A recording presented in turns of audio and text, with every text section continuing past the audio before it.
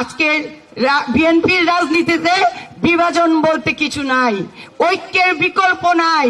এখানে যারা আজকে উপস্থিত হয়েছে সবাই জাতীয়তাবাদী আদর্শে গড়া। তারা বলছেন যে আমরা পদ দিনই কাজ করে যাচ্ছি।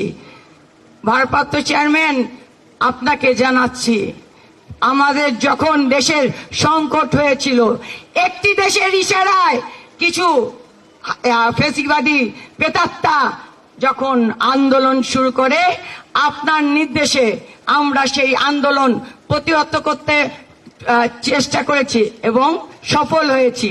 তখনই আমরা গঠন করি 11ই নভেম্বর বাংলাদেশ পূজা উদযাপন ফ্রন্ট।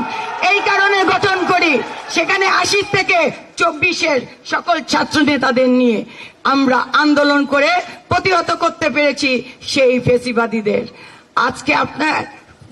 আজকে যে আপনি স্বপ্ন দেখেছেন রেইনবো নেশন নিয়ে, তারই আজকে ফসল এই সমাবেশ।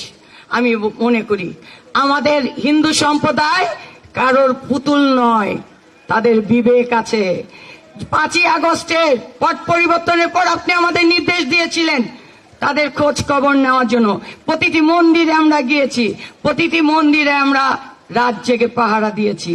রমনা কালী মন্দির তারই একটা দৃশ্য, যেখানে আমরা সারা রাত্রি পাহারা দিয়েছি এবং সবাইকে ভয়ে অনেকে দেশ ছেড়ে চলে যেতে চেয়েছে, সবাইকে সাহস জুগিয়েছি এবং আমরা সাড়ম্বরে দুর্গা উৎসব পালন করেছি।